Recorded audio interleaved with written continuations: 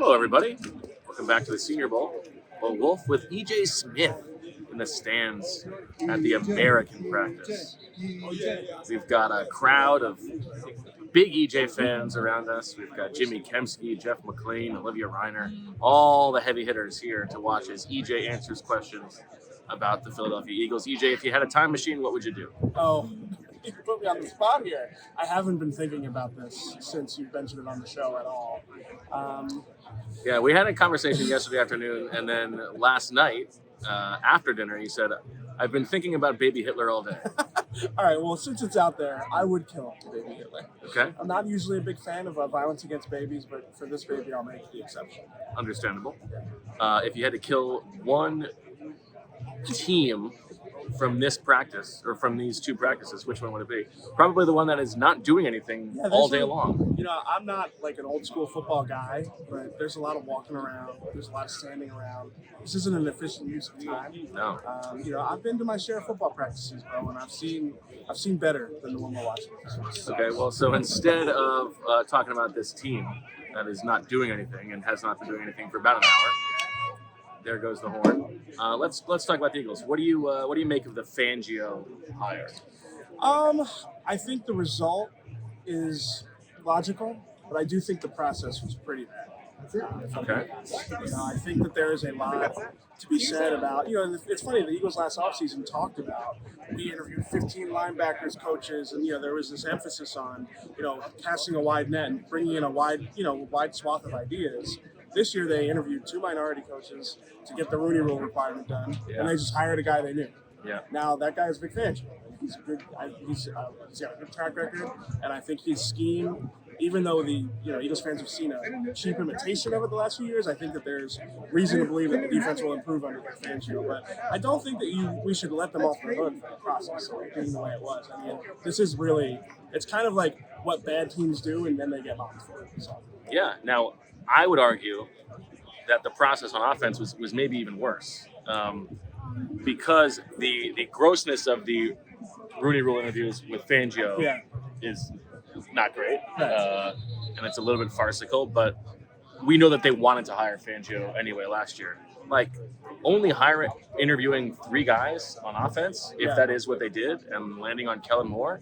I don't know. That doesn't seem like a search for the best and the brightest. Yeah, again, it doesn't hurt to have half a dozen people in to just get a variety of ideas. But I guess maybe with Kellen Moore, there was an urgency involved there. You know, they didn't want to lose their guy. But again, how do you know he's your guy if you didn't have a handful of guys in? And again, it's like this offense needed ideas, right? Fresh ideas. So you bring people in, you get their ideas. I like what they did last year. I know that the results maybe weren't there for them last year, but they brought in a lot of college coaches. They brought in guys with diverse backgrounds. And I bet some of those interviews were mostly, what would you do with this team? You know, like, get ideas that way. So I think there is a lot of value in having a better process than they did, but I think they did. I think they went into it knowing who they wanted. And so why do you think the process was different this year? Is it because last year was the end of the hiring cycle and they had to really search for a person who made sense? Is it because these were Jeffrey edicts, or is it something else? I think it's guys that they're familiar with. Obviously, Kellen Moore interviewed for a head coaching job with the Eagles, and I think Fangio was in the building. So I think that there was just the familiarity, and what's the matrix, the cohabitation matrix? Yes. I think that was at play with this. I think that that's an Eagles organizational trait, is having that cohabitation matrix. It's probably good at times, to know what you're getting, not have like wild cards. And I think that really speaks to the theme of what they wanted to get out of these coaches, which is, they knew what they were going to get. It's not a high floor, not a low ceiling, kind of down the middle. So I think that kind of explains that process. Last thing on the coaching staff, we've heard Clint Hurts coming in, Carl Scott. They've had a couple former defensive coordinators interview for linebackers coach. We'll see what they do on offense. Are you at all worried about like a dream team version of the coaching staff?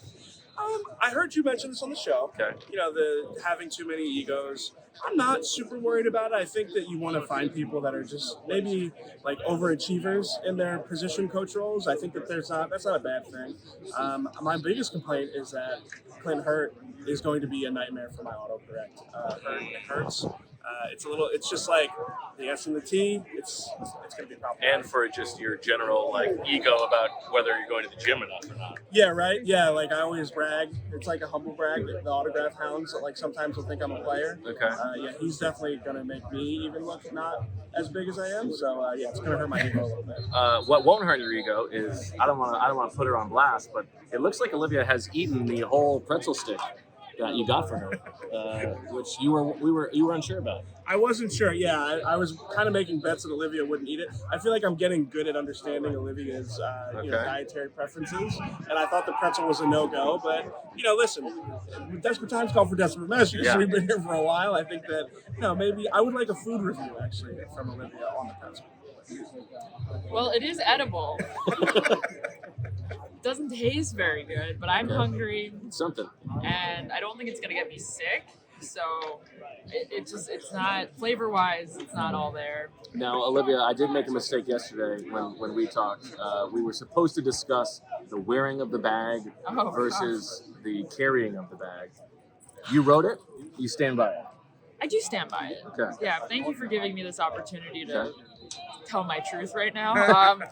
Yeah, I do feel that, yes, you do carry a bag. You can carry a bag, but you can also wear a bag as part of an outfit. Okay. And I think in the context of Britton Covey receiving this Go Yard bag from A.J. Brown for Christmas, I think that is such a caliber of bag that the outfit needs to meet the caliber of bag. So it's not that they are interchangeable. It's that there is a different situational context for wearing a bag. I think so. I think so. And especially it depends on the style, the kind of bag. Is it a crossbody bag? Because then you're definitely not carrying a crossbody bag. You're wearing a crossbody bag. Yeah. So I think there's just elements in play that you have to consider. Well, the sickos will be happy to hear that this has been put to bed. Thank you very much. You're very welcome. And EJ, thank you. Appreciate it. Actually, I want to clarify something since we're on this topic. Okay. I think Bo is actually a pretty nice dresser.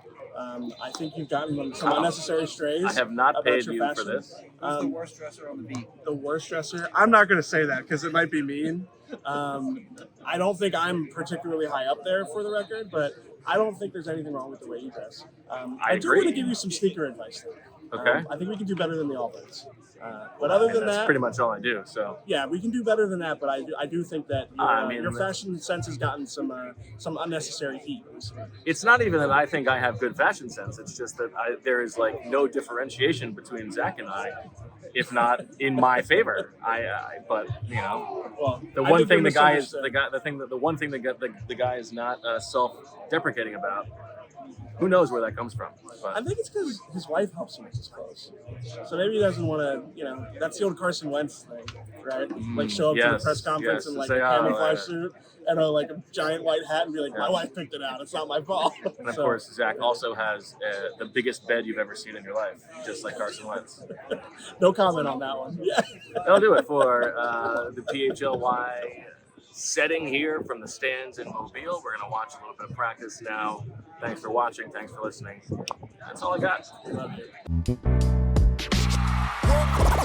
all silly like the mayor.